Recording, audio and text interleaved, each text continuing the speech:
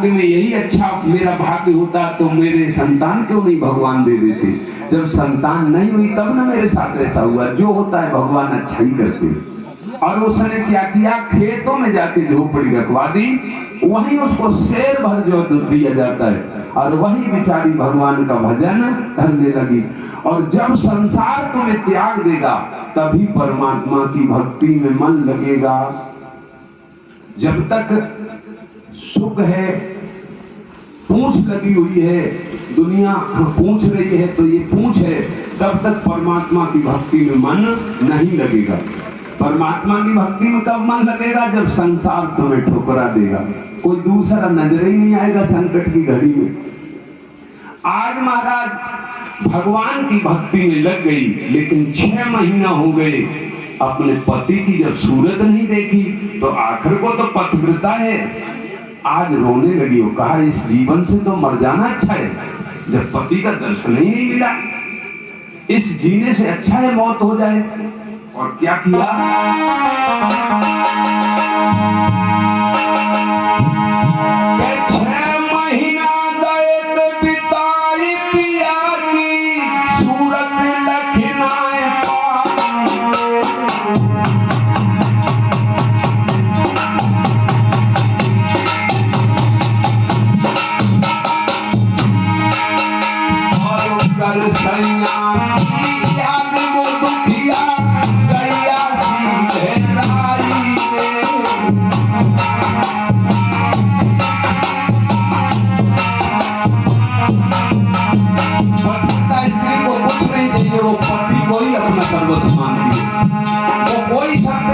वो सोचती मेरा पति सुखी है, मैं सबसे बड़ा सुख मेरा यही है।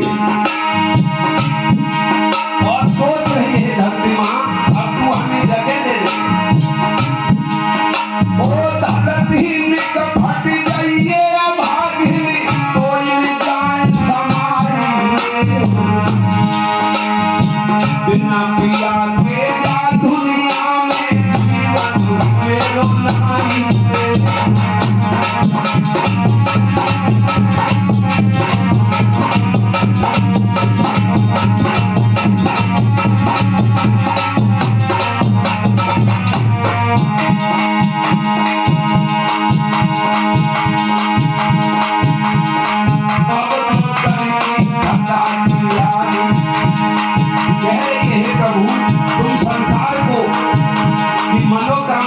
करने वाले हो प्रभु, शंकर जी के लिखत लिए लिखा है आशुतोष तुम ओगरदानी आरत हरो दीन जनगानी। सबसे अगर कोई सरल भगवान है तो भगवान भोलेनाथ। एक लोटा जल चढ़ा दो, जब कहते हुए प्रभु आप तो बिना सोचे समझे देने वाले हो, कृपा करो, हो गई कृपा। क्या कह रही है, ओ निर्बल के बल भगवान सहारो दुखी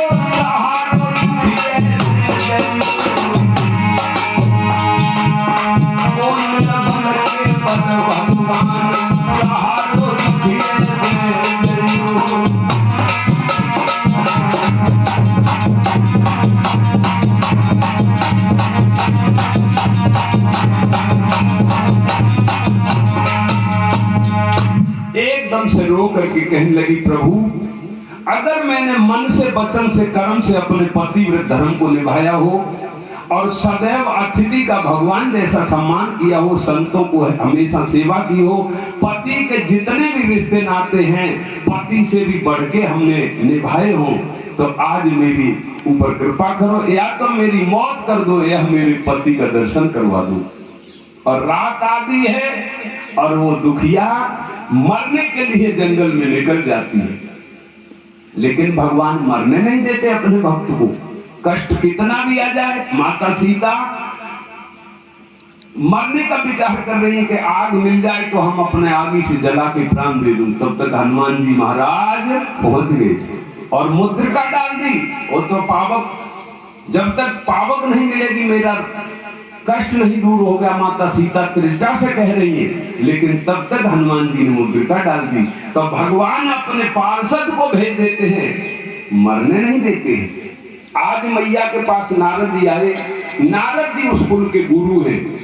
जो देखा उसने प्रणाम किया, गुरु जी आ गए और कहा गुरु जी आप, तुम कहां जा रही हो रात आदमी पे?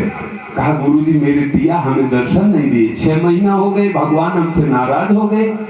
जो स्त्री अपने पति में परमात्मा का दर्शन करती उसे किसी भी मंदिर में जल चढ़ाने की जरूरत नहीं है। एक कथा बहुत सुंदर है, आप लोग बड़ा ध्यान से सुने तो मैं सुना दूं। पतिव्रता और गृहस्थ की सच्ची कहानी है। महात्मा एक थे गालिम ऋषि, हजारों वर्ष तपस्या की उन्होंने, और चिड़ियों ने घोंसला रख लिए जटाओं में, और चिड़िया बच्चे बड़े बड़े हो गए, उड़ गई, इतनी बड़ी बड़ी जटा हो गई महाराज। और 10,000 वर्ष तपस्या करने के बाद एक दिन वे नगर से भिक्षा किए और भोजन लेके आए, और बरगद के पेड़ के नीचे बैठ के भोजन करने लगे। एक पक्षी ने विष्ठा कर दी, तो केवल उन्होंने भर दृष्टि पक्षी को देख लिया, पक्षी जल के राख हो गया। उन्होंने कहा मेरी तपस्या में तो इतना तेज आ गया है कि जिसको मैं थोड़ा सा भी तेज नजर से देख लूं तो जल के राख हो जाएगा। अब महात्मा चल दिए फिर भिक्षा करने के लिए। एक नगर में पहुंचे तो एक माता अपने पति की सेवा में थी, पति को भोजन कराने जा रही थी, भोजन परस लिया था। तब तक महात्मा ने आवाज दी कि मां भिक्षा दो। तो उसने देखा और देख के बोली बाबा थोड़ी देर रुको, अभी हम अपने पति की सेवा में। तो बाबा घूर के देखे कि पति की सेवा हमसे ऊपर थे, हम अतिथि रूप में खड़े। तो उसने कहा बाबा घूर के क्या देख रहा है, वो पक्षी थोड़ा ही है जो तेरी नजर से जल के राख हो गया। मैं एक पतिव्रता स्त्री हूँ, खेल थोड़े ही है जो जिसके दरवाजे खड़े, मैं थोड़े ही जल के राख होने वाली हूँ। महात्मा बोले ये मेरे अलावा जंगल की घटना कोई जानता नहीं, और इसने कैसे जान ली क्या वो पक्षी जल के राख हो गया। अब महात्मा बैठ गए, उसने पति की सेवा की और कहा तुम्हें ज्यादा जल्दी है और तुम ये, उसने कहा माता ये तुम्हें कैसे ज्ञान हुआ, हमने तो 10,000 वर्ष तपस्या की तब भी नहीं जान पाए क्या होता है, और आपको पर ये दृष्टि कैसे आ गई। तो उसने कहा जाओ काशी में एक सेठ है, उनके यहाँ जाओ, वो अभी थोड़ा हो सकता फुर्सत हो तुम्हें बता दे, मैं तो अभी सेवा में हूँ, जब मैं फुर्सत होंगी तब आपसे बात करूंगी। तो योगी थे महात्मा, वहां से अंतर ध्यान हुए, वहां जाके प्रकट हो गए काशी में। योगियों में ये गतियां होती हैं, वो किसी का भी रूप बना लेते हैं, पानी में बन जाएंगे, हवा बन जाएंगे, पर अब योगी कहाँ दिखाई देते। एक महात्मा थे अमेठी के पास में, उनमें थी ये सिद्धि, जैसे चलते चलते अगर कोई जा रहा है तो विलीन हो जाते थे। तो महाराज गए तो सेठ जी ने कहा आइए महाराज, आइए महाराज। उस पतिव्रता ने भेजा, उसने कहा ये दुकान चला रहा है और ये बोल रहा है पतिव्रता ने भेजा, आपने कैसे जान लिया। बोले महाराज हमारे 10-5 ग्राहक है, अभी हो जाने दो काम, तब तक तुम्हें जल्दी है तो एक ग्राहक बचा है, जनकपुरी में चले जाओ, कसाई है उसके यहाँ आपको ये उत्तर मिल जाएगा, वो तुम्हें उत्तर दे देगा। अब और महात्मा चक्कर पड़ गए कि एक मांस बेचने वाला कसाई, उसको सिद्धि हो गई और हमको सिद्धि नहीं। उसके पास पहुंचे महाराज, उसने कहा ये महाराज सेठ जी ने भेजा, हाँ आप आसन लीजिए, तुलसी का पेड़ है, वहां वृक्ष की छाया है, मैं अभी बस ग्राहक निपट गए। और उसने वो ग्राहक निपटाए, अपना तराजू धोला, सब अंदर किया, गंगा स्नान किया, वस्त्र बदले, महाराज जी के पास आ गया। आपको सेठ जी ने भेजा है ना, हाँ आप ये जानना चाहते कि हमको सिद्धि कैसे हो गई, आपको नहीं हुई। तो बोले हमसे सिद्धि की पूछना चाहते, बोले हाँ।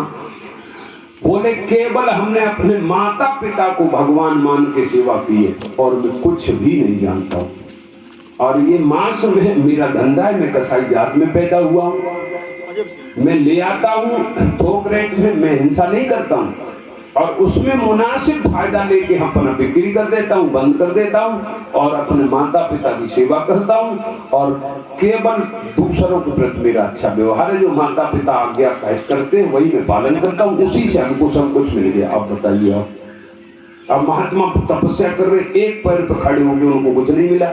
माता पिता की सेवा करने से उसको सब कुछ मिल गया। सेठ जी के पास आए, उसने कहा आप जाओ, बचा हुआ तुम्हें सेठ बताएंगे।